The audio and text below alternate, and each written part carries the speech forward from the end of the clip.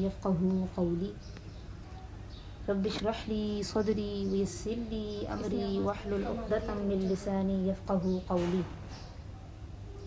السلام علیکم ورحمۃ اللہ وبرکاتہ. وعلیکم السلام ورحمۃ اللہ وبرکاتہ. سورہ لہب تک ہم نے پڑھ کر چھوڑ دیا تھا. آج سورہ اخلاص سے شروع کرتے ہیں. سورہ اخلاص سب کھول لیں.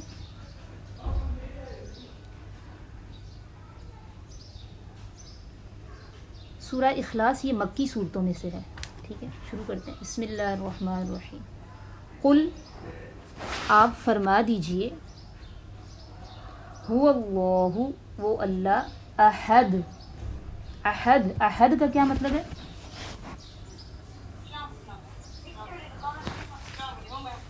اکیلا ہے, ایک ہے.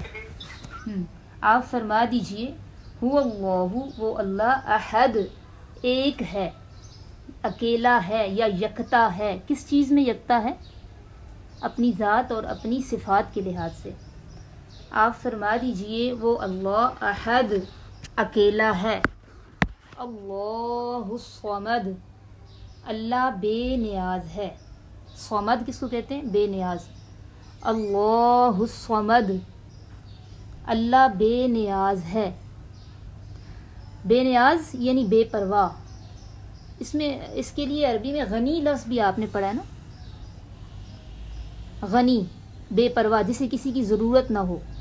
تو صمد بھی بے نیاز کو کہتے ہیں جسے کسی کی ضرورت نہ ہو. لیکن غنی اور صمد میں تھوڑا سا فرق ہے, اس لیے الفاظ مختلف ہیں. ٹھیک ہے, صمد جو ہے وہ غنی سے اوپر کا مقام ہے. صمد کہتے ہیں لوگوں کو تو جس کی ضرورت ہو اسے کسی کی ضرورت نہ ہو.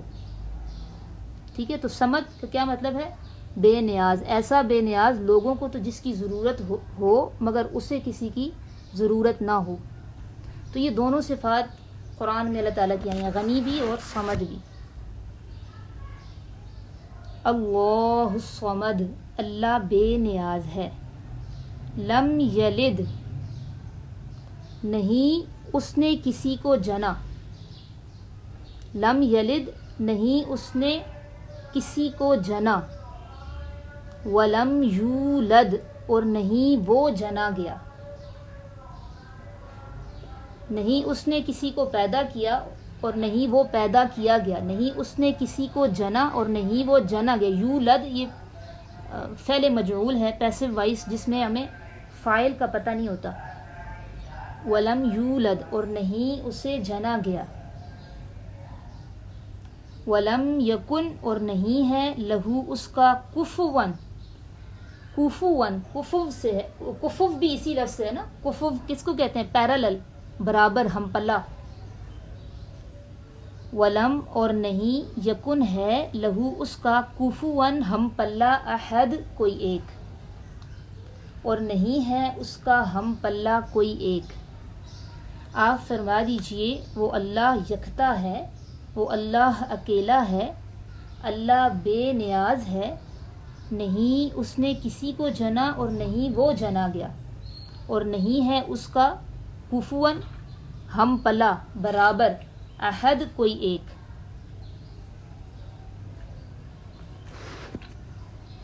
یہ تو اس کا ترجمہ تھا اور تفسیر بھی واضح ہے. اس کے فضائل کیا ہیں سورہ اخلاص کے؟ حدیث میں آتا ہے نا, جس شخص نے ایک بار سورہ اخلاص پڑھی تو اسے 1/3 قرآن پڑھنے کا ثواب ملتا ہے, اور 3 بار پڑھیں گے تو ایک پورا قرآن پڑھنے کا ثواب ملے گا.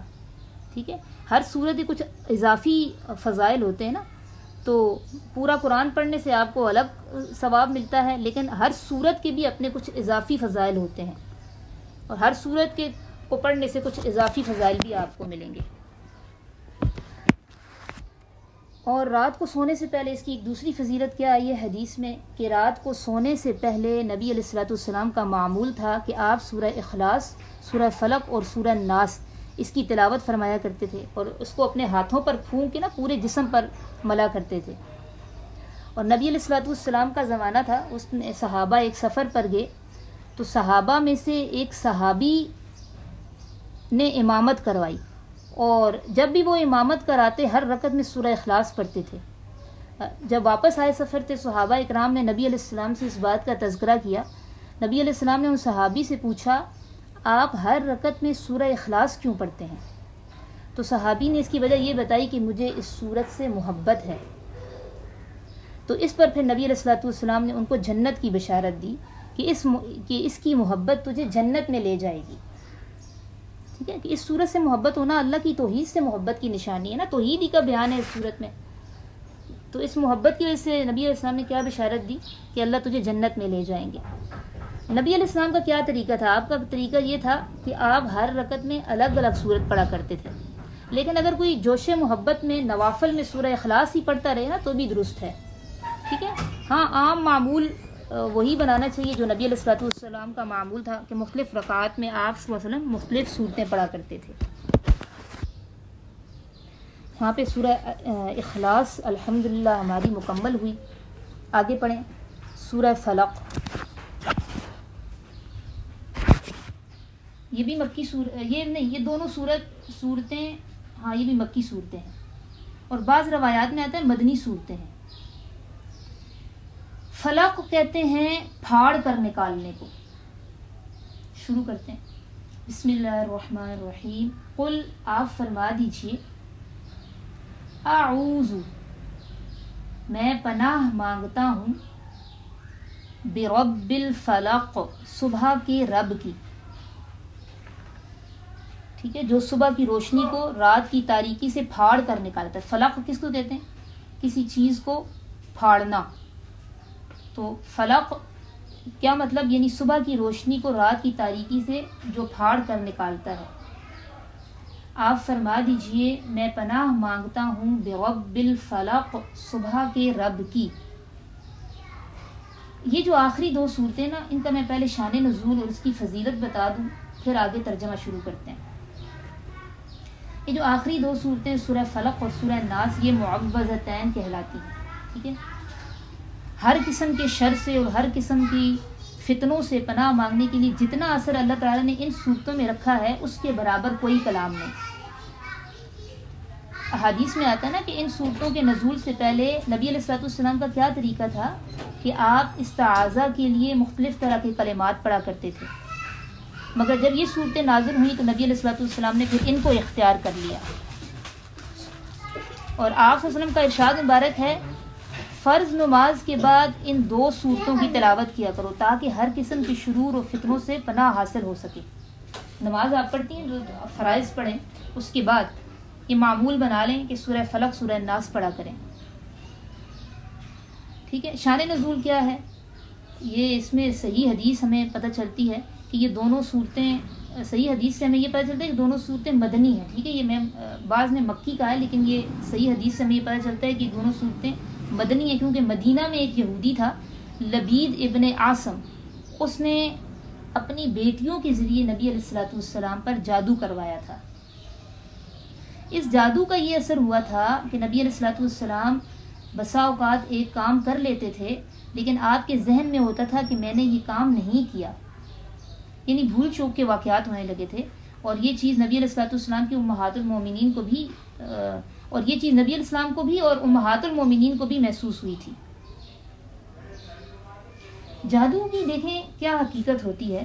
اس کو اگر آپ سمجھنا چاہیں تو پیچھے موسیٰ علیہ السلام کا قصہ آپ نے پڑھا ہے، اسے تھوڑا سا ریوائز کرتے ہیں، یاد کرتے ہیں. جادوگروں نے جو لاٹھیاں اور رسیاں پھینکی تھیں وہ کیا بن گئے تھے؟ سانپ بن گئے تھے. لیکن کیا وہ حقیقت میں سانپ تھے؟ حقیقت میں تو وہ سانپ نہیں تھے نا. پورے مجمع میں جو لوگ موجود تھے ان کو یہ محسوس ہو رہا تھا کہ یہ لاٹھیاں اور یہ رسیاں سانپوں میں تبدیل ہو گئی ہیں. آپ نے کیا پڑھا ہے پیچھے؟ فلما القوا سحروا اعین الناس واسترهبوهم. پھر جب انہوں نے یہ لاٹھیاں اور رسیاں ڈالی تھیں تو لوگوں کو مسحور کر دیا تھا اور انہیں مرعوب کر دیا تھا. عام لوگوں نے بھی اور خود موسیٰ علیہ السلام نے بھی انہیں سانپ ہی محسوس کیا تھا. فَإِذَا حِبَالُهُمْ وَعَصِيُّهُمْ يُخَيَّلُ إِلَيْهِ مِنْ سِحْرِهِمْ أَنَّهَا تَسْعَى فَأَوْجَسَ فِي نَفْسِهِ خِيفَةً مُوسَى. پڑھ کے آئیے آپ پیچھے. تو موسیٰ علیہ السلام نے خود بھی انہیں سانپ محسوس کیا. تو اس سے ہمیں کیا پتہ چلتا ہے کہ جادو کی جو اصل ماہیت ہوتی ہے وہ نہیں ہوتی جو بظاہر ہمیں نظر آ رہی ہوتی ہے. کیا ہوتا ہے، ایک خاص قسم کا نفسیاتی اثر ڈال کر آدمی کے حواس متاثر کیے جاتے ہیں، اور اس کا اثر عام انسانوں پر ہی نہیں انبیاء پر بھی ہوتا ہے. اگرچہ اس کے ذریعے کوئی کسی کو شکست نہیں دے سکتا، نہ ہی کوئی کسی کو اس کے مشن میں ہرا سکتا ہے. خود نبی علیہ الصلوۃ والسلام پر دیکھیں جو جادو کا اثر ہوا تھا، اس میں ایک حکمت یہ بھی تھی کہ وہ اللہ نے ہونے دیا تھا، کیونکہ لوگ نبی علیہ الصلوۃ والسلام پر یہ آبجیکشن کرتے تھے، یہ اعتراض کرتے تھے کہ یہ نبی نہیں ہے، کیا ہے، جادوگر ہے معاذ اللہ. تو اس اعتراض کی نفی کے لیے بھی نبی علیہ الصلوۃ والسلام پر اللہ نے اثر ہونے دیا کہ جو خود جادوگر ہو اس پر جادو نہیں چل سکتا.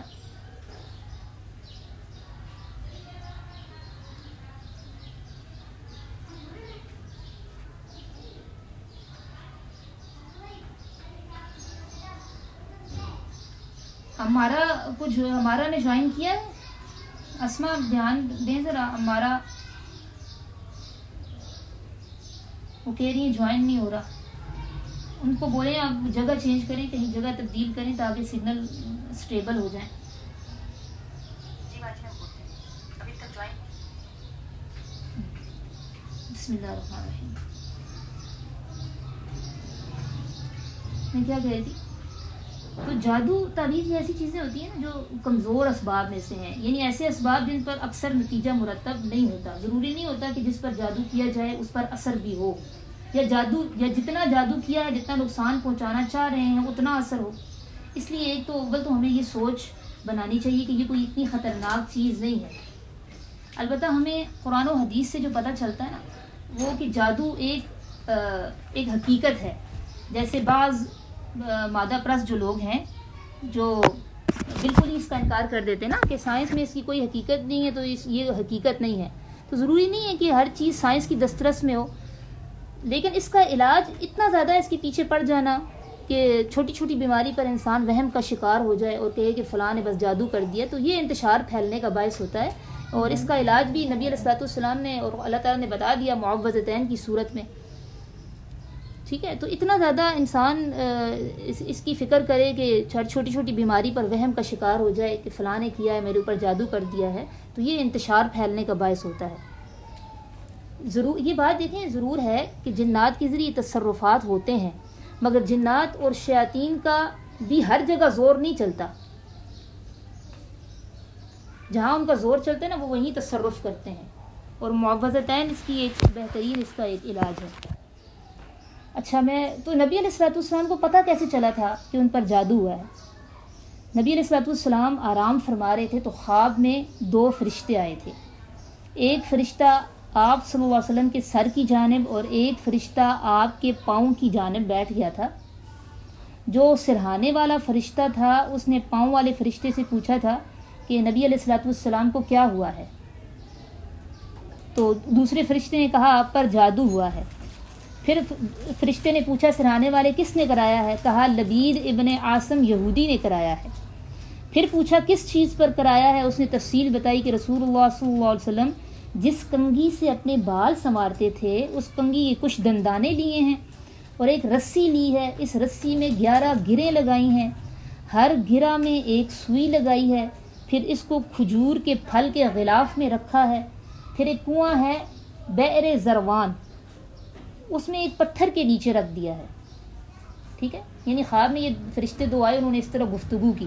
تو نبی علیہ الصلوۃ والسلام جب خواب سے بیدار ہوئے تو بئر زروان اس کنویں پر گئے، اور آپ صلی اللہ علیہ وسلم کے ساتھ حضرت علی، حضرت زبیر اور حضرت عمار ابن یاسر رضوان اللہ تعالی علیہم اجمعین یہ سب بھی تھے.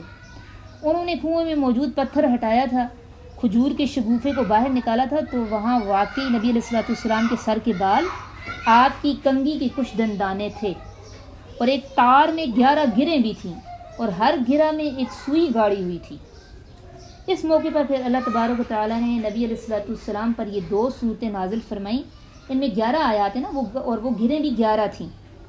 تو آپ صلی اللہ علیہ وسلم ہر گرہ پر ایک ایک آیت پڑھ کر گلا کھولتے رہے، یہاں تک کہ سب گریں کھل گئیں اور نبی علیہ الصلوۃ والسلام سے بھی بوجھ اتر گیا. ٹھیک ہے، یہ اس کا ان صورتوں کا شان نزول ہے. اب ہم ترجمے کی طرف آتے ہیں. آپ فرما دیجئے اعوذ میں پناہ مانگتا ہوں، پناہ میں آتا ہوں برب الفلق صبح کے رب کی، من شر ہر اس چیز کے شر سے، ما خلق جو اس نے پیدا کی، ہر اس چیز کے شر سے جو اس نے پیدا کی۔ پہلے اللہ تعالیٰ نے اپنی ایک صفت کا ذکر کیا ہے برب الفلق، صبح کا رب، پھر آگے 4 چیزوں کے شر سے پناہ مانگی گئی ہے۔ اللہ تعالیٰ ہمیں جو آگے 4 چیزیں آ رہی ہیں نا، ان کے شر سے اللہ تعالیٰ ہمیں محفوظ رکھے، ٹھیک ہے۔ اور سورۃ الناس میں آپ دیکھیں گی کہ اللہ تعالیٰ نے وہاں 3 صفات بیان کر کے صرف ایک چیز سے پناہ مانگی گئی ہے۔ وہاں اللہ کی 3 صفات ہیں، ایک چیز سے پناہ مانگی گئی ہے۔ سورہ فلق میں کیا ہے؟ اللہ کی ایک صفت بیان ہوئی ہے اور آگے 4 چیزوں کے شر سے پناہ مانگی گئی ہے۔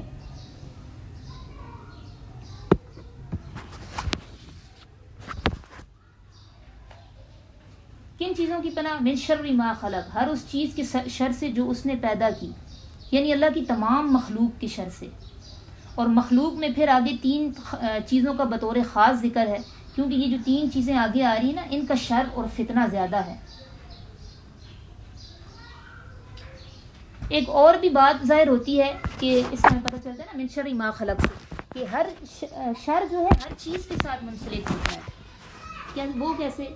مثال کے طور پر ایمان کے ساتھ بھی شر ہے۔ اب آپ سوچ رہی ہوں گی ایمان کا شر کیا ہے؟ ایمان کا شر اس میں نفاق پیدا ہو جانا، شر ہے نا ایمان کا شر، شرک کی ملاوٹ ہو جائے ایمان میں، ٹھیک ہے، یا کوئی انسان مرتد ہو جائے تو یہ ایمان کے اعتبار سے شر ہوگا۔ من شر ما خلق کی ڈیٹیل میں بتا رہی ہوں آپ کو۔ عبادت کا شر کیا ہے؟ عبادت کا شر یہ ہے کہ ہماری عبادت میں ریاکاری آ جائے۔ عبادت جیسی اچھی چیز میں اگر ریاکاری آ جائے تو وہ شر میں داخل ہو جائے گی۔ تو اگر ہم شر سے نہ بچ سکے تو کمال حاصل نہیں ہوگا۔ تو اس لیے اپنے مقصد کے حصول کے لیے اور اچھی باتوں میں کمال کے حصول کے لیے پناہ مانگنے کا جو طریقہ سکھایا گیا اس میں سب سے پہلے کیا ہے؟ من شر ما خلق، ہر اس چیز کے شر سے جو اللہ نے پیدا کی۔ آگے پھر خاص چیزیں کون کون سی ہیں؟ عمومی پناہ، وہ خاص چیزیں کون سی ہیں؟ وَمِن شَرِّ غاسق، اور رات کی تاریکی کے شر سے۔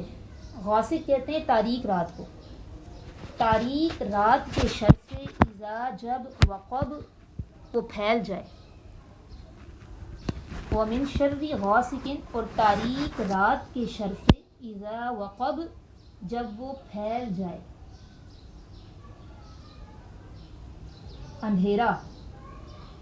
اندھیرا جب پھیلنا شروع ہوتا ہے تو شیاطین اور جنات پھیل جاتے ہیں نا، اس لیے اس ضمن میں بھی ایک حدیث ہے، نبی علیہ السلام نے ارشاد فرمایا کہ جب اندھیرے کی ابتدا ہو تو بچوں اور جانوروں کو باہر نہ نکالو تاکہ وہ شیاطین اور جنات کے اثرات سے محفوظ رہیں۔ شام کا جب وقت ہوتا ہے نا، اندھیرا پھیلنا شروع ہوتا ہے جس وقت، تو شیاطین اور جنات پر افراتفری کا عالم ہوتا ہے، وہ ادھر ادھر بھاگتے ہیں۔ تو اس لیے اس وقت بچوں کو باہر نہیں نکالنا چاہیے کہ کہیں وہ ان اثرات کا شکار نہ ہو جائیں۔ البتہ جب اندھیرا خوب جم جائے، کچھ وقت گزر جائے تو پھر نکلنے میں حرج نہیں، کہ تب تک شیاطین کی افراتفری بھی ختم ہو جاتی ہے، ٹھیک ہے۔ تو اندھیرے کے شر میں سب سے پہلا کیا ہے کہ اندھیرے کی ابتدا جس وقت ہوتی ہے شیاطین اور جنات جو ہیں وہ افراتفری کے عالم میں ہوتے ہیں۔ پھر اندھیرے کا ایک اور شر کہ موذی قسم کے جو جانور ہوئے ہیں وہ بھی ہم دیکھتے ہیں رات کو ہی نکلتے ہیں، سانپ بچھو وغیرہ اپنا شکار تلاش کرنے کے لیے رات کو نکلتے ہیں۔ اس کے علاوہ ہم دیکھتے ہیں چوریاں، ڈکیتیاں، زنا، یہ بڑے بڑے گناہ جو ہیں یہ بھی رات کو ہی ہوتے ہیں، اور بسا اوقات اس میں جانیں بھی تلف ہو جاتی ہیں، مال چلا جاتا ہے۔ تو یہ سب کس کے فتنے ہیں؟ تاریکی کے فتنے ہیں۔ من شر غاسق اذا وقب، غاسق تاریک رات کے فتنے ہیں۔ ایک اور بھی آج کل اس کے ہم بہت سنتے ہیں نا واقعات، رات کو گیس لیکیج کے جو واقعات ہوتے ہیں، کبھی ایسا ہوتا ہے گیس کھلی رہ گئی یا کوئلے جلائے اور وہ سو گئے اور اس کی گیس سے دم گھٹنے سے فوت ہو گئے، ایسے واقعات بھی سامنے آتے ہیں۔ اور رات کو گیس لیکیج کے بھی بہت سارے واقعات ہوتے ہیں جس سے جانیں چلی جاتی ہیں۔ تو یہ بھی کیا ہے؟ یہ اندھیرے کے شر ہیں سارے۔ تو ان سب سے اللہ تعالیٰ نے پناہ مانگنے کا ہمیں طریقہ سکھایا۔ کیا پڑھیں؟ وَمِن شَرِّ غَاسِقٍ، اور تاریک رات کے شر سے، اذا وقب جب وہ پھیل جائے، اور تاریک رات کے شر سے، اذا وقب جب وہ پھیل جائے. آگے وَمِن شَرِّ النَّفَّاثَاتِ، اور پھونک مارنے والیوں کے شر سے. نفاس، پہلے نفاس کا تھوڑا سا سمجھ لیں مفہوم. نفس کس کو کہتے ہیں؟ نفس، یہ پیچھے لفظ گزرا ہے، پھونک کو کہتے ہیں نفس. ایسی پھونک جس میں تھوڑا سا تھوک بھی ہو. اور نفاس یہ جمع ہے اس کی.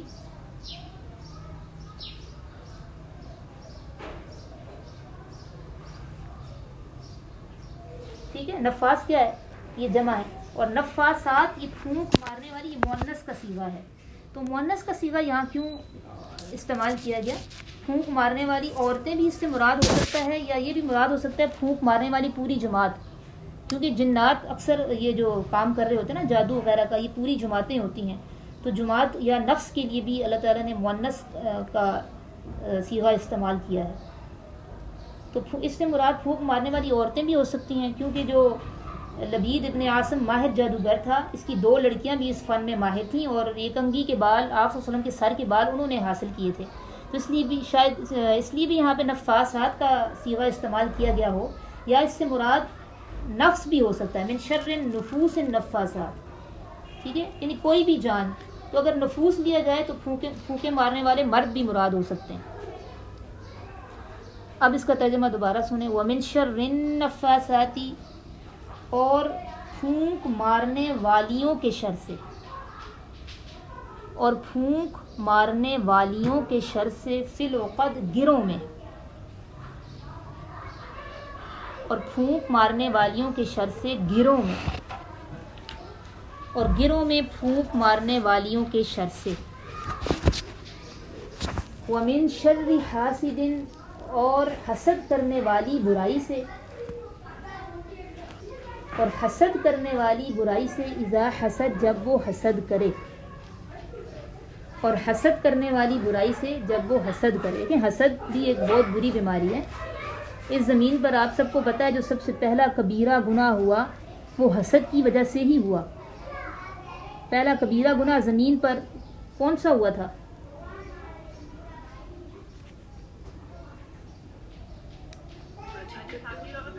ہاں، حابیل و قابیل کا جو واقعہ ہے، اس میں جو پہلا قتل ہوا تھا تو یہ حسد ہی کی وجہ سے ہوا تھا نا. اور یہودی اور نصرانی ہم نے دیکھا ہے، قرآن میں ہم نے پڑھا ہے، محض حسد کی وجہ سے نبی علیہ الصلوۃ والسلام پر ایمان نہیں لاتے تھے. حسدا من عند انفسہم، وہ چاہتے تھے کہ آخری نبی بنی اسحاق میں سے آئیں، تو یوں وہ ایمان سے محروم رہے. تو یہ حسد اتنی بری چیز ہے. حسد ہوتا کیا ہے؟ لیکن حسد یہ ہوتا ہے کہ جب ہم کسی میں کوئی نعمت دیکھتے ہیں یا کوئی خوبی دیکھتے ہیں تو آپ یہ تمنا کرنے لگیں یہ اس سے چھن جائے. اس کے پاس کیوں؟ یہ میرے یہ اس کو یہ نہیں ہوتا کہ مجھے ملے، اس کو یہ ہوتا ہے اس سے بھی چھن جائے. اس کے پاس کیوں ہے؟ اس سے چھن جائے. تو یہ جو جذبہ ہوتا ہے نا، برا جذبہ، یہ حسد کہلاتا ہے. یہ اللہ کی تقسیم، اللہ تعالیٰ کی حکمت اور اس کے نظام قدرت پر اعتراض کے مترادف ہے. ٹھیک ہے، اس کا یہی مطلب ہے کہ آپ اللہ کی تقسیم پر راضی نہیں ہیں، کیونکہ بہت ساری چیزیں ایسی ہوں گی جو آپ کے پاس ہیں اس دوسرے بندے کے پاس نہیں ہے جس سے آپ حسد کر رہے ہیں. اور حسد کرنے والا سوائے اپنے نقصان کے دوسرے کسی کا کچھ نہیں بگاڑ رہا ہوتا. کیونکہ حدیث میں آتا ہے نا کہ حسد نیکیوں کو ایسے کھا جاتا ہے جیسے آگ لکڑیاں کھا جاتی ہے. یہ رہی صحیح جو نیکیاں ہوتی ہیں وہ بھی اس بندے کے پاس سے چلی. اتنا برا جذبہ ہے یہ. تو اس سے بھی پناہ مانگنے کا حکم ہے. اور اس کی ڈیٹیل کہ کوئی اگر آپ سے حسد کرے تو اس سے کیسے بچنا ہے، اور اگر آپ کو کسی سے حسد، ایسی بھی تو ہو سکتا ہے نا ہمیں کسی سے حسد محسوس ہو تو اس سے کیسے بچنا ہے، یہ ساری ڈیٹیل میں آپ کو پیچھے بتا چکی ہوں. وَمِن شَرِّ حَاسِدٍ، اور حسد کرنے والی برائی سے اذا حسد، جب وہ حسد کرنے لگے. ترجمہ دوبارہ سن لیں. آپ فرما دیجئے میں پناہ میں آتا ہوں صبح کے رب کی ہر اس چیز کے شر سے جو اس نے پیدا کی. وَمِن شَرِّ غَاسِقٍ، اور تاریک رات کے شر سے جب وہ پھیل جائے. وَمِن شَرِّ النَّفَّاثَاتِ، اور پھونکنے والیوں کے شر سے فی العقد، گروں میں. وَمِن شَرِّ حَاسِدٍ اِذَا حَسَد، اور حسد کرنے والی برائی سے جب وہ حسد کرنے لگے. یہاں پہ الحمدللہ سورہ فلق بھی مکمل ہوئی. آگے چلتے ہیں سورۃ الناس. قل، آپ فرما دیجئے اعوذ میں پناہ میں آتا ہوں برب الناس لوگوں کے رب کی، مالک الناس لوگوں کے مالک کی، الہ الناس لوگوں کے معبود کی۔ میں نے بتایا تھا نا پیچھے کہ سورہ فلق میں اللہ کی ایک صفت کے ساتھ چار چیزوں سے پناہ مانگی گئی ہے، اور سورۃ الناس میں اللہ کی 3 صفات بیان کر کے ایک ہی چیز سے پناہ مانگی گئی۔ اس سے پتہ چلتا ہے کہ یہ چیز بہت خطرناک ہے۔ غور سے سنیں، آپ فرما دیجئے میں پناہ میں آتا ہوں لوگوں کے رب کی، لوگوں کے مالک کی، اور لوگوں کے الہ کی، لوگوں کے معبود کی، یعنی ربوبیت، مالکیت اور الوہیت، یہ 3 صفات کے ساتھ اللہ کی پناہ مانگی گئی ہے۔ کس چیز کی شر سے؟ من شر الوسواس الخناس، وسوسہ ڈالنے والوں کے شر سے، الخناس جو پیچھے ہٹ جانے والے ہیں، وسوسہ ڈالنے والوں کے شر سے جو پیچھے ہٹ جانے والے ہیں۔ وسوسہ ڈالنے والے آگے اس کی بتا رہے ہیں اللہ تعالیٰ کہ من الجنۃ والناس، جنوں میں سے بھی ہوتے ہیں اور انسانوں میں سے بھی۔ تو یہ 3 واسطے دے کر ایک چیز سے پناہ مانگی۔ اس سے ہمیں پتہ چلتا ہے کہ یہ 3 چیزیں جو ہیں، یہ ایک جو چیز ہے نا سورہ فلق والی 3 چیزوں پر بھاری ہے۔ من شر الوسواس الخناس، وسوسہ ڈالنے والوں کے شر سے، الخناس جو پیچھے ہٹ جانے والے ہیں۔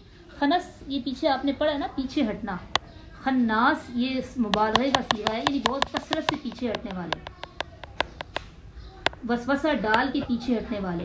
جو بھی وسوسہ ڈالے وہ تھوڑا سا اپنا کام کر کے چلا جاتا ہے، اور اس کے بعد آپ کنفیوز ہو جاتے ہیں، کیونکہ وہ تو کام کر کے چھوڑ دیتا ہے، یو ٹرن لے لیتا ہے، اس کے اصول بھی بدل جاتے ہیں، لیکن آپ جو ہے کیا ہوتے ہیں، کنفیوز ہو جاتے ہیں۔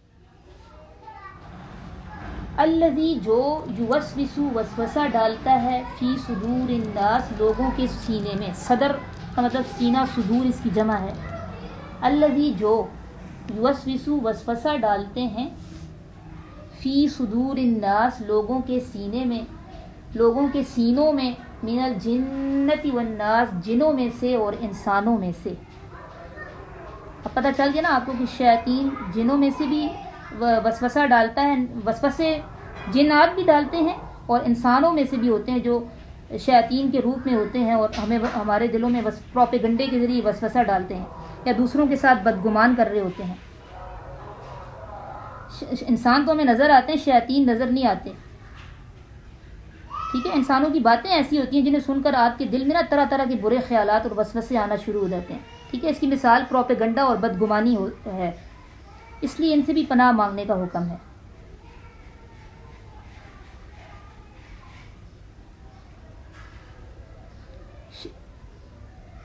شیاطین کے وسوسے پہلے نمبر پر ہیں۔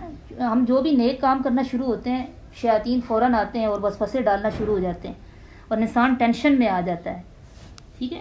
برائیوں اور بدکاریوں کو بھی شیاطین خوب بنا کر پیش کر رہے ہوتے ہیں، خوبصورت بنا کر پیش کر رہے ہوتے ہیں۔ تو ہم اللہ کے حضور کیا درخواست پیش کرتے ہیں کہ نیکی کے حصول میں جو ہمیں یہ برے خیالات آتے ہیں اور غلط کاموں پر اکساتے ہیں، ان کے شر سے ہمیں بچا، ٹھیک ہے۔ اور اس میں لوگ بھی آ جاتے ہیں جو آپ کو دوسروں سے بدگمان کر رہے ہوتے ہیں اور پروپیگنڈے کر رہے ہوتے ہیں۔ من شر الوسواس الخناس، وسوسہ ڈالنے والوں کی شر سے، الخناس جو پیچھے ہٹ جانے والے ہیں، یعنی اپنا کام کیا اور پیچھے ہٹ گئے۔ الذی یوسوس، یہ اس کی مثال دیکھیں آج ہمیں سوشل میڈیا میں بھی بہت نظر آتی ہے۔ من شر الوسواس الخناس، وسوسے ڈال کے پروپیگنڈا کر کے پیچھے ہٹ جانے والے۔ ایک مسئلہ وہ ایک نئی چیز سامنے لاتے ہیں، اس کے اوپر لوگوں کے دلوں میں، لوگوں کے ذہنوں میں شکوک و شبہات پیدا کرتے ہیں اور خود پیچھے ہٹ جاتے ہیں۔ لوگوں کے ذہنوں میں ایک شک اور ایک وسوسہ تو بیٹھ جاتا ہے نا، بے یقینی کی سی کیفیت تو پیدا ہو جاتی ہے۔ جیسے اس سال دیکھیں تراویح کو لے کر جو ہم ایک پروپیگنڈا دیکھ رہے ہیں کہ اس کی اہمیت کو جیسے لگ رہا ہے بالکل اس کی اہمیت ہی لوگوں کے دلوں سے اب ختم ہوتی جا رہی ہے۔ 8 اور 20 کے اس میں پروپیگنڈے میں 8 اور 20 کی بحث میں اتنا الجھا دیا عوام کو کہ اب لگتا ہے اس کی اہمیت ہی، اب ہم دیکھ رہے ہوتے ہیں بعض لوگ کہتے ہیں کہ یہ نبی علیہ السلام سے تو ثابت ہی نہیں ہے، اور اب نئی نئی چیزیں ہر روز ہم سنتے ہیں کہ بھئی مردوں کو فدیہ نہیں دینا، اپنے مردوں کو اپنے جو ان کے روزے ہیں نا باتیں کرنے کے بجائے ان کے روزے آپ سارے بانٹ لیں اور وہ روزے رکھیں. جو چیز ہم نے کس کو فالو کرنا ہے؟ دیکھیں ایک ذہن بنا لیں، ہم نے فالو کس کو کرنا ہے؟ ہم نے فالو صحابہ اکرام کو کرنا ہے. صحابہ کی زندگیوں سے ہمیں کوئی ایسی چیز پتہ چلتی ہے؟ نہیں پتہ چلتی نا. تو آج کے نام نہاد اسکالر جو سرسری سا مطالعہ کر کے آ جاتے ہیں، ان کو فالو کرنے کے بجائے صحابہ کو فالو کریں کہ ہمیں صحابہ کی زندگیوں سے ایسی چیز نہیں پتہ چلتی تو ہمارے لیے تو وہ معتبر ہیں. تو یہ خناس میں ایسے لوگ بھی آتے ہیں، ان کے پروپیگنڈا سے جو بھی سوشل میڈیا استعمال کرتے ہیں وہ ہوشیار رہیں.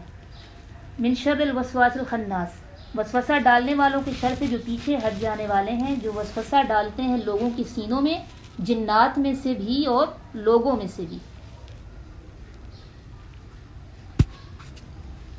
تو نبی علیہ الصلوۃ والسلام کی عادت مبارک تھی کہ رات کو سوتے وقت آپ یہ تینوں صورتیں پڑھتے تھے، اپنے ہاتھ مبارک پر پھونک مارتے اور پورے جسم پر ملتے تھے، ٹھیک ہے، اور 3 دفعہ ایسا کرتے تھے. تو وسوسے دور کرنے کے لیے یہ مجرب نسخہ ہے، جو بھی ایسا کرے گا نا تو ہر قسم کے شرور و فتنوں سے اور وساوس سے وہ انشاءاللہ محفوظ رہے گا. ربنا تقبل منا انك انت السميع العليم واخر دعوانا ان الحمد لله رب العالمين. الحمدللہ ثم الحمدللہ. 5 جون 2022 ہم نے یہ سفر شروع کیا تھا. آج الحمدللہ سورہ والناس پہ ہمارا یہ مکمل ہوا.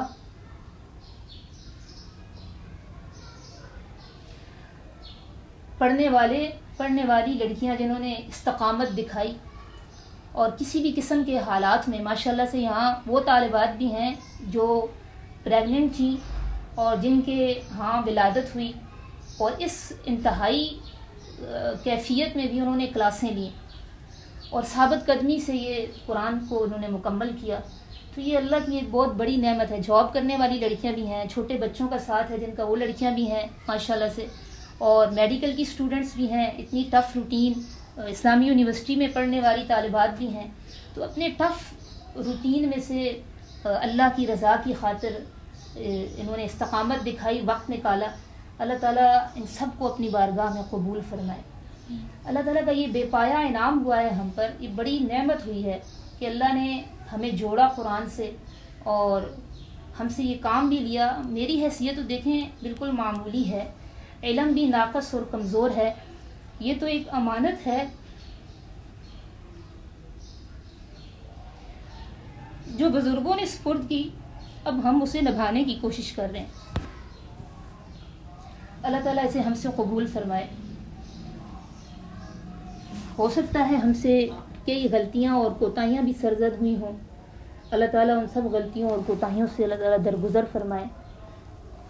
جن بچیوں نے یہ سنا سمجھا، ثابت قدمی سے جڑی رہیں اس کے ساتھ، اللہ تعالیٰ ان سب کو اپنی بارگاہ میں قبول فرمائے. ان کی سمجھ بوجھ میں اللہ تعالیٰ برکات نصیب فرمائے اور مزید اللہ تعالیٰ ان کو توفیق دے، مزید علم حاصل کرنے کی اللہ تعالیٰ ان کو توفیق دے. اور اللہ یہ جو سلسلہ ہے اس کو عافیت کے ساتھ جاری و ساری رکھے، مرتے دم تک ہم سے اللہ تعالیٰ قرآن کی، دین کی خدمت لیتا رہے. اچھا، یہ چونکہ تکمیل قرآن کا موقع ہے نا، تو یہ بڑے بابرکت لمحات ہوتے ہیں، ان کو ضائع نہیں کرنا چاہیے، کیونکہ ہمیں احادیث سے پتہ چلتا ہے کہ یہ وقت، اس موقع پر دعا قبول ہوتی ہے. ٹھیک ہے، آپ جو بچیاں جن کی تکمیل ہوئی ہے وہ خود اپنے لیے جو آپ کی دلوں میں حاجت ہے وہ مانگیں، اور جو آپ کے آس پاس جن کو جس چیز کی حاجت ہے، جو دعا کا جنہوں نے کہا ہوا ہے، ان کے لیے بھی مانگیں، امت کے لیے مانگیں، فلسطینیوں کے لیے مانگیں. ٹھیک ہے، جو ہمارے بے بس اور مظلوم بھائی فلسطین میں پس رہے ہیں، اللہ ان کو اس ظلم سے، ان ظالموں کے چنگل سے اللہ ان کو نجات دے اور اللہ تعالیٰ ظالموں کو زیر کر دے. تو ان کے لیے آپ دعائیں مانگیں، امت مسلمہ کے لیے مانگیں. یہ حدیث سے ہمیں پتہ چلتا ہے کہ جو شخص قرآن کریم مکمل کرے تو اس موقع پر اس کی دعا کو قبول کیا جاتا ہے. اور ایک اور حدیث سے ہمیں پتہ چلتا ہے کہ جو شخص قرآن کریم مکمل پڑھے اس کے بعد دعا کرے تو اس کی دعا پر 4000 فرشتے آمین کہتے ہیں. ٹھیک ہے، آپ دعا کریں گی تو کتنے فرشتے آمین کہیں گے؟ 4000 فرشتے. آمین کہنے کا یہ مطلب ہے کہ اللہ اس کی دعا قبول فرما. تو جن طالبات نے مکمل کیا ہے وہ اپنے لیے دعا کریں، دوسروں کے لیے بھی کریں کہ 4000 فرشتے کہہ رہے ہیں اللہ اس کی دعا کو قبول فرما. اور حضرت سفیان ثوری رحمہ اللہ ان سے مروی ہے کہ جب کوئی شخص قرآن کریم مکمل کرتا ہے تو فرشتے اس کی پیشانی کا بوسہ لیتے ہیں. سبحان اللہ. تو یہ بہت اہم لمحات ہوتے ہیں، ہم کو ضائع نہیں کرنا چاہیے. ابھی دعا کے لیے بھی میں نے مفتی صاحب ہوں گے، ہمیں 4 بجے جوائن کریں گے، لیکن اس سے پہلے آپ تھوڑی سی مبارکباد بھی وصول کر لیں. ٹھیک ہے، آ جائے ہمنا سے، اور یہ میری طرف سے بھی آپ مبارکباد وصول کر لیں. مبارک ہو تم کو یہ ختم قرآن، یہ ختم قرآن، مبارک ہو تم کو، مبارک ہو تم کو یہ ختم قرآن، یہ ختم قرآن، مبارک ہو تم کو. مبارک یہ نسبت، مبارک ہو تم کو، نبی کی وراثت، مبارک ہو تم کو. یہ عظمت سعادت، مبارک ہو تم کو، سلف کی روایت، مبارک ہو تم کو. زمانہ تمہاری ہے نسبت بے نازاں، یہ نبیوں سے نسبت، مبارک ہو تم کو. زمانہ تمہاری ہے نسبت بے نازاں، یہ نبیوں سے نسبت، مبارک ہو تم کو. مبارک یہ نسبت، مبارک ہو تم کو، نبی کی وراثت، مبارک ہو تم کو. تم ہی راہ تقویٰ کی رہبر بنو گی، تم ہی نور سنت کی خوگر بنو گی، تم ہی سے چھٹے گی جہانوں کی ظلمت، کہ دین کا چراغ منور بنو گی.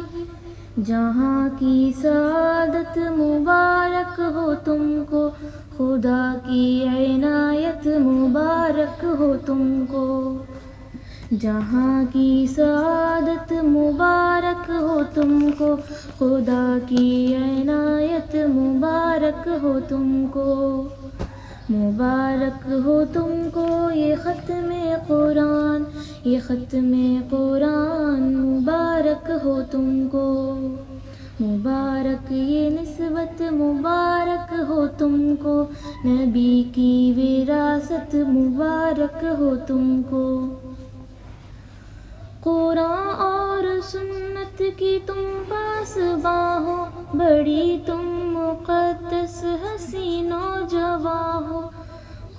قرآن اور سنت کی تم پاسباں ہو، بڑی تم مقدس حسین و جواں ہو. خدا کی رہے تم پہ رحمت ہمیشہ، کہ راہ عظیمت کی تم کہکشاں ہو. خدا کی رہے تم پہ رحمت ہمیشہ، کہ راہ عظیمت کی تم کہکشاں ہو. یہ رتبہ یہ منصب، مبارک ہو تم کو، یہ عشق و محبت، مبارک ہو تم کو. مبارک یہ نسبت، مبارک ہو تم کو، نبی کی وراثت، مبارک ہو تم کو. سحر کی دعا ہے رہو دی کے ساقی، زمانہ پیے دین کے جام تم سے. سحر کی دعا ہے رہو دی کے ساقی، زمانہ پیے دین کے جام تم سے. یہ شوکت یہ عزت، مبارک ہو تم کو، یہ علمی فضیلت، مبارک ہو تم کو. مبارک ہو تم کو یہ ختم قرآن، یہ ختم قرآن، مبارک ہو تم کو. مبارک یہ نسبت، مبارک ہو تم کو، نبی کی وراثت، مبارک ہو تم کو. مبارک ہو تم کو یہ ختم قرآن، یہ ختم قرآن، مبارک ہو تم کو. جزاک اللہ خیر. ہم نا